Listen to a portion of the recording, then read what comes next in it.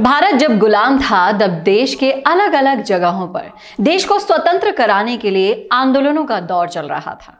देश के इतिहास में बड़े बड़े आंदोलन हुए, लेकिन आज इतिहास की किताबों में वही आंदोलन दर्ज हैं जिनके अंदर बड़े नेता हों या फिर देश का कोई खास एक परिवार शामिल था। बहुत ही कम इतिहास की किताबें ऐसी हैं जहां 1857 से पहले के आंदोलनों का जिक्र किया गया है, और इसीलिए हम वीडियोस के जरिए लेकर आ रहे हैं उस अनपढ़े इतिहास को आपके लिए और आपकी भावी पीढ़ी के लिए।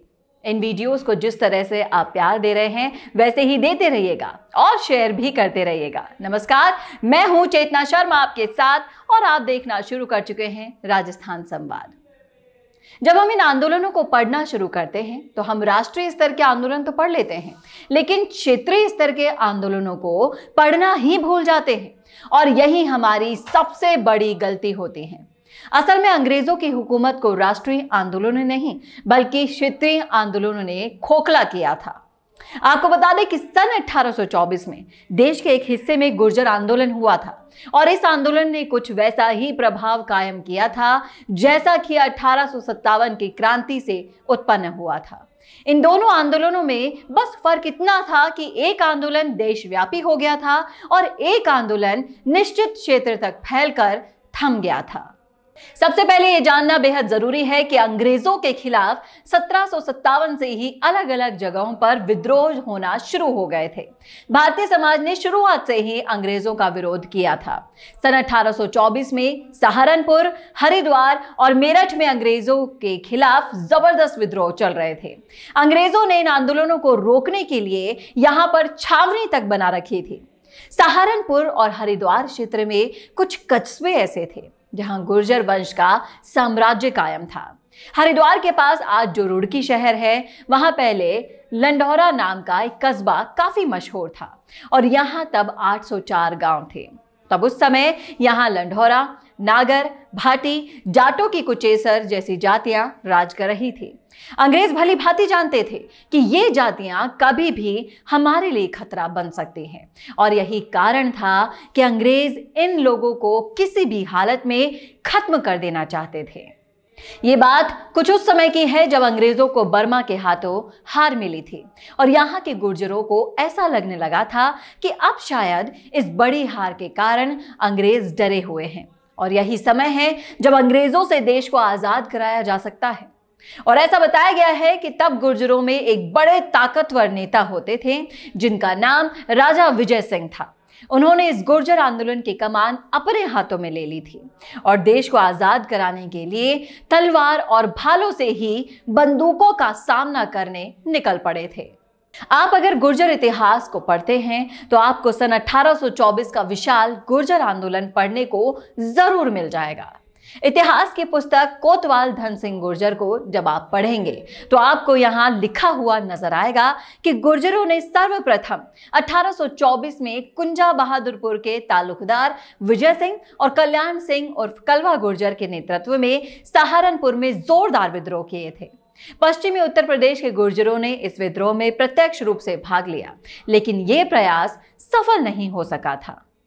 वैसे ऐसा भी बताया जाता है कि यह विद्रोह कुछ 5 महीने चला था, लेकिन इस समय में कई बार अंग्रेजों के खजाने को लूट भी लिया गया था।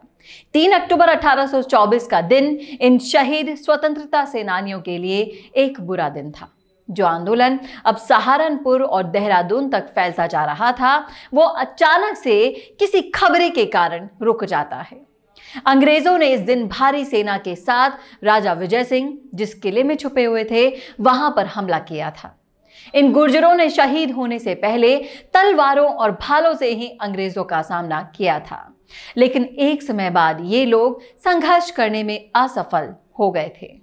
सन 1824 का ये गुर्जर आंदोलन बेशक उस समय असफल हो गया हो, लेकिन ये आग जो इन वीर गुर्जरों ने लगाई थी ना, ये आग आगे चलकर 1857 की क्रांति में तब्दील भी हो गई थी। आज भारतवर्ष को इन वीर की कहानियों को नई पीढ़ी के सामने लाने की जरूरत है, ताकि इन कहानियों को पढ़कर ये साफ हो जाए कि भारत को आजादी मात्र कुछ लोगों के संघर्ष से नहीं मिली थी, और ना ही आजादी किसी परिवार की बपौती है। आपका क्या कहना है कमेंट करके जरूर बताइएगा कमेंट बॉक्स में। कैसी लगी आपको ये जानकारी ये भी जरूर बताइएगा कमेंट बॉक्स में। और अगर आपके दिमाग में है कोई टॉपिक हमारे लिए जिस पर हम वीडियो बना सके तो उसे शेयर करना मत भूलिएगा, कमेंट बॉक्स में जरूर लिखिए। अगर हमें वो सुझाव पसंद आया तो हम उस पर वीडियो जरूर बनाएंगे और हमारी वीडियो सीरीज को ऐसे ही प्यार देते रहिएगा। नमस्कार। हेलो इन्वेस्टर्स, क्या आप भी शेयर बाजार से जुड़ी समस्याओं से जूझ रहे हैं और इसका समाधान चाहते हैं? तो इन प्रॉब्लम्स के सलूशन के लिए आ चुका है शेयर क्लेम दोस्त। तो इन्वेस्टर्स, हम आपके लिए लेकर आए हैं शेयर बाजार से जुड़ी सभी समस्याओं का समाधान, वो भी एक ही छत के नीचे। जैसे शेयर्स को IEPF अथॉरिटी से क्लेम करवाना, शेयर होल्डर की डेथ के केस में शेयर्स का ट्रांसमिशन करवाना, डुप्लीकेट शेयर सर्टिफिकेट इशू करवाना, नेम और सिग्नेचर का मिसमैच होना, फिजिकल शेयर्स को डीमेट करवाना, सक्सेशन सर्टिफिकेट और लीगल हेयर सर्टिफिकेट दिलवाना, अनक्लेम्ड और अनपेड डिविडेंड्स को क्लेम करवाना, legal matters related to physical share certificate और भी बहुत सारी समस्याओं का सारा समाधान। हमारे legal head advocate CK Lohia, जिनको कि इस क्षेत्र में 15 साल से ज्यादा का अनुभव है, आपकी सहायता के लिए हमेशा तैयार है। और इन सभी सॉल्यूशंस का पता है शेयर्स क्लेम दोस्त, room number 141, Jaipur stock exchange building, JLN मार्ग, नियर गौरव टावर सेंट्रल, मालवीय नगर, जयपुर 302017। या फिर कॉल कीजिए 9829505122 पर, या फिर लैंडलाइन नंबर नोट कीजिए 0141-355-3429, या फिर आप मेल कर सकते हैं shareclaimdost@gmail.com पर।